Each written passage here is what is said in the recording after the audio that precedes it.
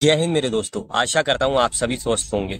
तो दोस्तों, आप सभी को याद होगा जब last year India world cup जीती थी, तो जुलाई में मैंने आपसे वादा करा था कि जब एक साल पूरा होगा हमें वर्ल्ड कप जीते हुए, तो मैं आपको कहानी सुनाऊंगा वर्ल्ड कप के बारे में। और मैंने तब आपसे ये भी कहा था कि सिर्फ एक भाग में नहीं, इसको तीन चार भागों में करेंगे, क्योंकि एक भाग में सब कुछ बताना बहुत मुश्किल होता है और वो फिर वीडियो बहुत लंबा हो जाता है। हालांकि बीच में हमने अलग अलग हीरोज पे बात करी, हमने बात करी थी कोच सर राहुल द्रविड़ के बारे में, कैसे वो T20 वर्ल्ड कप जीते गुरसूदी वहाँ पे। उसके बाद मुझे याद है, अगर मैं गलत हूँ तो सूर्य कुमार यादव का जन्मदिन आया था सितंबर में, उनके बारे में बात करी थी कि कैसे उनकी कैच ने इंडिया को फाइनल जिताया। कप्तान रोज सुपर हिटमैन शर्मा के बारे में बात करी थी, कैसे वो पूरे वर्ल्ड कप इतना अच्छा खेले, इतनी अच्छी कप्तानी करी, कैसे एक्सीडेंट से उठकर आकर ऋषभ पंत ने इतना अच्छा IPL खेलने का इतना अच्छा वर्ल्ड कप खेला, कीपिंग करी और वर्ल्ड कप जीता। कैसे हमारे जस्सी भाई बने थे प्लेयर ऑफ द टूर्नामेंट, और मोहम्मद सिराज ने कहा था we always believe in Jassi भाई, और जस्सी भाई था गेम चेंजर प्लेयर। जी हाँ, इसके सिवा भी बात कर लिया तो छोटी छोटी बात हमने बाकी हीरोज के बारे में करी थी, चाहे वो रविंद्र जडेजा थे, चाहे वो शिवम दुबे थे, चाहे वो मोहम्मद सिराज थे, चाहे वो कुलदीप यादव थे। तो अब पर्टिकुलर हीरोज नहीं है, पूरी टीम के बारे में बात होगी। तो आज है दोस्तों पार्ट 1, जी हाँ, जिसका नाम है winning the world cup ICC T20 world cup 2024। जी हाँ, winning the cup ICC T20 world cup 2024। Part 1 का नाम ओवैसी बात है अनबीटन एट ग्रुप स्टेज। जी हाँ, कैसे ग्रुप स्टेज में देख के लग गया था कि इंडिया इस बार वर्ल्ड कप जीत चुका है। जी हाँ, तो बहुत ही ज्यादा गर्मी का माहौल था और 5 जून थी और इंडिया का आयरलैंड से पहला मैच था।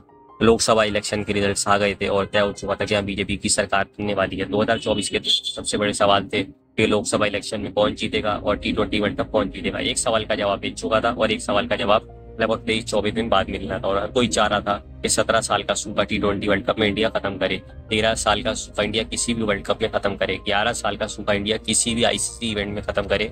वो जो हमें श्राप मिला था, वो जो ड्रॉट था ICC इवेंट्स में ना जीतने का, नॉकआउट साधने का, वो इंडिया खत्म करे। लेकिन उसके लिए एक अच्छा बेस बनाने की फिर जरूरत थी, जो इंडिया बहुत टाइम से बना रहा था, लेकिन चुनने की जरूरत थी अलग अलग मैच विनर जो फाइनली इस बार हमें मिले और हमने बहुत अच्छा खेला। तो आइए मेरे दोस्तों शुरू करते हैं और बात करते हैं। जी हाँ, तो सबसे पहले दोस्तों बात कर ली जाए तो बात मैं बता दूं, 5 जून को इंडिया का आयरलैंड से पहला मैच हुआ था न्यूयॉर्क में।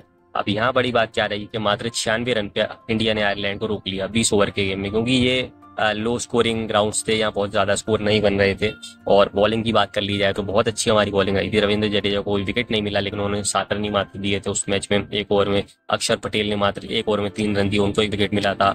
अर्शदीप पाजी थोड़े महंगे जरूर साबित हुए थे, लेकिन 4 ओवर में 35 रन देके उनको 2 विकेट मिली थी। इसके सिवा बात कर ली जाए तो मोहम्मद सिराज ने 3 ओवर में मात्र 13 रन दिए और उनको एक विकेट भी मिला। और तो जो भाई सबसे अच्छे बॉलर है, एक हमारे हार्दिक पांड्या पावर, जी हाँ, जिन्होंने 4 ओवर में 27 रन दिए और सबसे ज्यादा 3 विकेट ली। और जसप्रीत बुमराह कितने, 3 ओवर में 6 रन, कितने, 3 ओवर में 6 रन और भाई 2 विकेट। और भाई आप लगा लीजिए कि क्या इकॉनमी रही होगी, 1.5 की इकॉनमी। बिल्कुल सही बात है भाई। बैटिंग में बात कर ली जाए तो विराट कोहली का डाउनफॉल T20 में या T20 वर्ल्ड कप्स में यहीं से शुरू हुआ था, जब वो 1 रन पे आउट हुए और फिर फॉर्म तलाशते तलाशते उनको 7 मैच लग गए। लेकिन अच्छी बात ये थी कि फाइनल में उनके फाइनली रन आए, ये बहुत अच्छी बात थी। सूर्य कुमार यादव भी जल्दी आउट हो गए। हालांकि वही वाली बात है कि ये जो 2 बंदे अभी नहीं चले थे, इनके फाइनल में या सूर्य के सेमीफाइनल में या बीच के मैचों में अच्छे रन आने थे, ये एक अच्छी बात थी। तो ये 2 विकेट जल्दी गिर गए। लेकिन इसके सिवा बात कर ली जाए तो भाई एक्सीडेंट से आने का पहली बार इंडिया के लिए खेला था ये बंदा, और बहुत ही अच्छी पारी खेला भाई, जिसमें मुझे याद है, अगर मैं गलत है तो इसने कुछ 26 बॉल में 36 रन बनाए थे, जिसमें 3 चौके और 2 छक्के थे। और ऋषभ पंत ने दिखा दिया था कि भाई मेरा ग्रुप स्टेज और जो सुपर 8 का ट्रेलर है वो बहुत बढ़िया रहेगा। जी हाँ, पिक्चर हालांकि फाइनल सेमीफाइनल की बहुत अच्छी नहीं हो पाई, लेकिन जब जरूरत थी, जब आपके बड़े खिलाड़ी आके खड़े नहीं हो पाए थे, तो इसने बहुत अच्छा करा। ये आपको आगे भी पता चलेगा।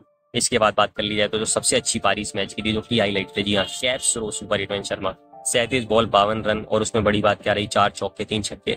और यार एक मैच में इतने सारे रिकॉर्ड्स, 4000 T20 रन, बाबर और विराट कोहली का दूसरे, विराट कोहली पहले, बाबर दूसरे और तीसरे रोहित शर्मा, और थर्ड फास्टेस्ट ऑफ की बात होंगी, पहले तो वो होंगी Virat fastest, Virat fastest, Babar second fastest और रोहित थर्ड फास्टेस्ट। वो पहले पहले रोहित के रन कम बनते थे, हम सभी जानते हैं वाली बात। फिर उनके करियर में लक्ष्य भाई जब वो ओपनर बने, हालांकि T20 वर्ल्ड कप तो आके ही जीते थे और इंडिया को जिताया था। अब 4000 में से 1000 रन उन्होंने T20 वर्ल्ड कप में पूरे कर लिए, 600 छक्के टोटल इंटरनेशनल क्रिकेट में, इनमें से 100 ICC मैं बात कर लूँ व्हाइट बॉल इवेंट्स में, इसमें मैच में पूरे करे, और 300 भी उनकी विनती। तो 5 रिकॉर्ड एक मैच में। ये तय हो गया था कि रोहित शर्मा इस वर्ल्ड कप में कुछ बड़ा करके जाएंगे। जी हाँ, man of the match obvious सी बात है जस्सी भाई नहीं बनना था, 3 ओवर में अगर आप 6 रन देके 2 विकेट लोगे और 1.5 की इकॉनमी होगी तो आप ही डिजर्व करते।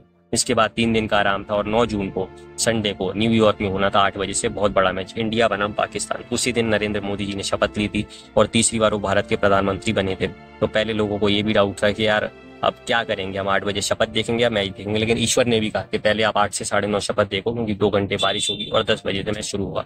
10 बजे से लगभग 11:45 बजे तक भारत की इनिंग चली और विराट कोहली फिर एक बार फ्लॉप रहे और पहली बार पाकिस्तान के सामने जल्दी आउट हुए वर्ल्ड कप्स में T20 खासकर मैं बात कर लूँ जब वो 4 रन पे चलते बने। रोहित शर्मा का अक्सर रिकॉर्ड खराब ही रहा था पाकिस्तान के सामने T20 वर्ल्ड कप में, और इस बार भी खराब रहा 13 रन। सूर्य का अक्सर रिकॉर्ड खराब रहा था T20 वर्ल्ड कप में, एशिया कप में पाकिस्तान के हमने T20 वाले थे और वो 7 रन पे चलते बने। अक्षर पटेल की 18 बॉल में अच्छी 20 रन की पारी थी। इसके बाद तो भाई 83 पे 3 से भारत आप लगा लीजिए 96 पे 7 हो गया, और ये तो भारत 120 तक पहुंच गया। बताऊंगा कैसे कि लास्ट के 8 ओवर में भारत 30 रन ही बना पाया। शिवम दुबे 3, जडेजा 0, बुमराह 0, इसके सिवा पांड्या के भी स्ट्रगल वाले चलो ठीक ठाक 7 थे, लेकिन 2 बहुत अच्छी बाजियां नीचे आई। एक भाई हर्षदीप पाजी के 9 रन और मोहम्मद सिराज के 7 नाबाद, कहीं ना कहीं 16 रन इन्होंने जोड़े जो बाद में आपको काम आने थे। और जो सबसे अच्छी पारी खेली इस मैच में, पूरे मैच में, वो खेली स्पाइडी ने। जी हाँ, 31 बॉल में 42 रन, बहुत ही अच्छे अच्छे चौक थे, और आप इसलिए भी यहाँ तक पहुंच पाए, नहीं तो आप शायद 85 90 पे ही आप आउट हो जाते और 95 या 100 तक पहुंचते, लेकिन आप मैच नहीं जीत पाते। वो आपको स्पाइडी नहीं करा।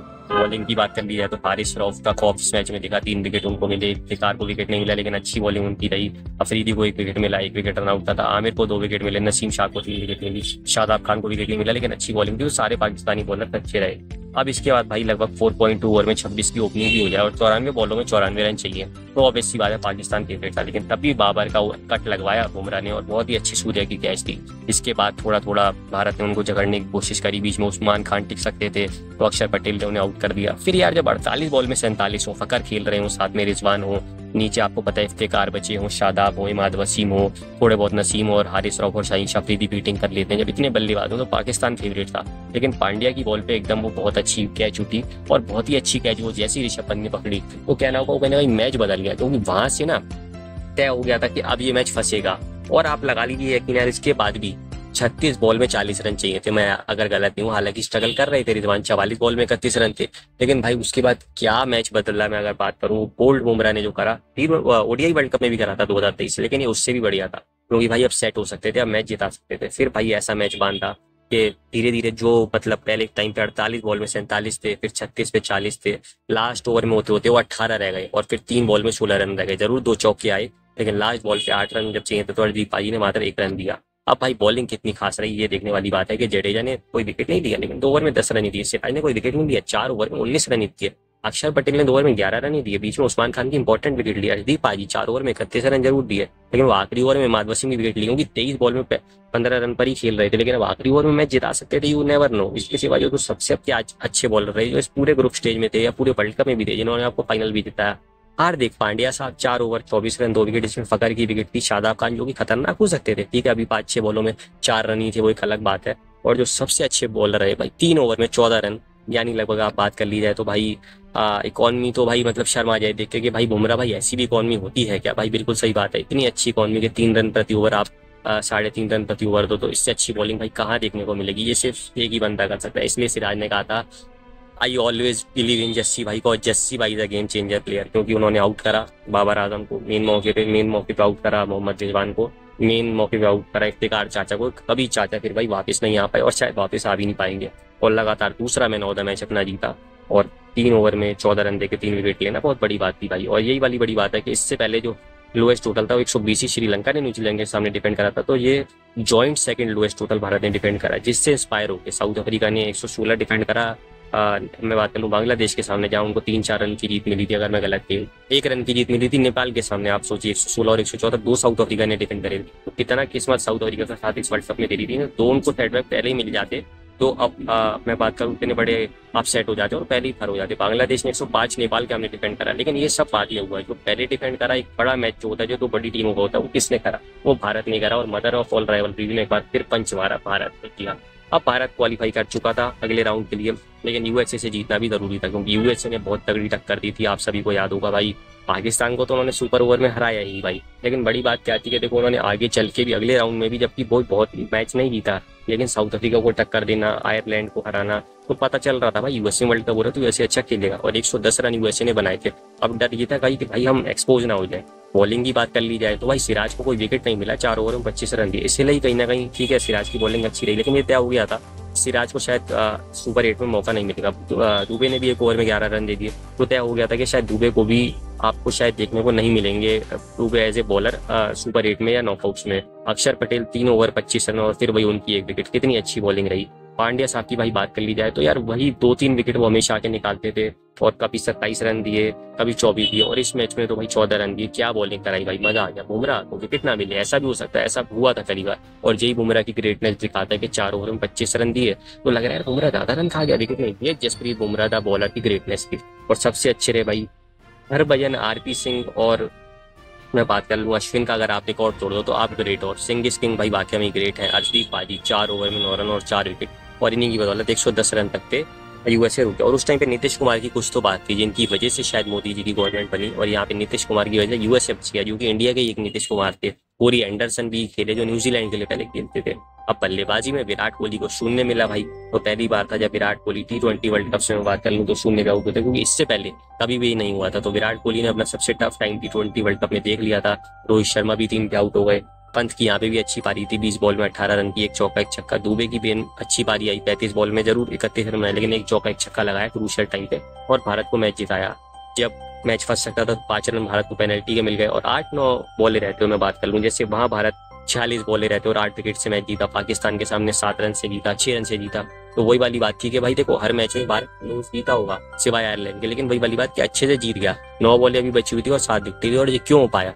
क्योंकि भाई रिजवान का नाम आता है, ये आपकी 52 बॉलों में स्लोएस्ट 50 बनाई है तो समझ में आता है। मिलर ने भी बनाई 51 बॉलों में, और वो भी दोनों इसी वर्ल्ड कप में, और तीसरी भी जो आई वो 49 बॉलों में इन्हीं की आई। जी हाँ, इनके बिल्कुल विपरीत। जो आदमी 15 बॉलों में बना सकता है, जो 20, 25, 30 में, 35, 40 में ज्यादा बना लेगा, वो 49, 50 बॉले ले, तो भाई वाकई में हैरानी थी। लेकिन ऐसा उस दिन सूर्या खेला था भारत को बचाने के लिए, जो कि बहुत अच्छी बात थी। जी हाँ, 2 चौके और 2 छक्के। और यही एक इनकी अच्छी बात भी थी कि भाई सूर्य हमेशा ही उदय रहता है, सूर्य कभी भी ढलता नहीं है, खासकर T20 में जब जरूरत होती है। चाहे मंडे हो, ट्यूसडे हो, वेडनेसडे हो, थर्सडे हो, फ्राइडे हो, सैटरडे हो, संडे, सूर्य हमेशा चमकता है। बहुत ही अच्छा खेले और भारत को मैच जिताया। और बड़ी बात क्या रही कि इसमें मैन ऑफ द मैच बने अर्शदीप पाजी, तो 2 मैचों में बुमराह, 1 में अर्शदीप पाजी, और ये तय हो गया था कि भारत सुपर 8 में बहुत अच्छा करेगा। 15 तारीख को आप पहली बार फ्लोरिडा गए, कनाडा से मैच होना था, लेकिन वो व्हाइट वॉश हो गया। नहीं तो भारत को एक और बहुत अच्छी 1 साइडेड जीत मिलती, इसमें कोई कहने की बात नहीं थी। तो भारत अविजित था, और ये तय था कि भारत आगे जाके भी बहुत अच्छा करेगा। कैसे भारत ने हराया बांग्लादेश को हमारे स्टार खिलाड़ियों के बुरे परफॉर्मेंस के बाद भी, कैसे भारत ने अफगानिस्तान को बहुत ही 1 साइडेड हराया, जबकि बाद में अफगानिस्तान ने बड़ी बड़ी टीमों को सेट रख दिया, इससे पहले दिया था। कैसे भारत ने ऑस्ट्रेलिया से लिया 2023 वर्ल्ड कप फाइनल हार का बदला और उनको उस वर्ल्ड कप से बाहर करा। इसके बारे में अगली वीडियो में बात करेंगे, जब मैं राउंड 2 में आऊंगा, क्योंकि मैंने कहा 4 भाग है और एक हफ्ते में आपको एक ही वीडियो मिलेगा, क्योंकि बीच में WTT फाइनल है, उसके बारे में बात करेंगे। उस हीरो को 15 साल हो जाएंगे जिसने T20 वर्ल्ड कप पहली बार जीता, उसका सपना था, तो उसके बारे में बात करूंगा। तो बीच में और अलग अलग वीडियोस पे भी बात करेंगे। आशा करता हूँ आपको ये वीडियो अच्छा लगा होगा। अगर अच्छा लगा हो तो प्लीज़ इसको लाइक और शेयर करना मत भूलिएगा, चैनल को सब्सक्राइब करना नहीं भूलिएगा अगर आपने ना करा हो। बाकी मजा लीजिएगा, जिंदगी का मजा लीजिए, काम कीजिए, ठंडी ठंडी चीजें लीजिए, गर्मी से बचिए और जिंदगी को एंजॉय कीजिए। मिलेंगे जल्दी एक और बहुत ही अच्छी वीडियो के साथ। जय हिंद, जय भारत।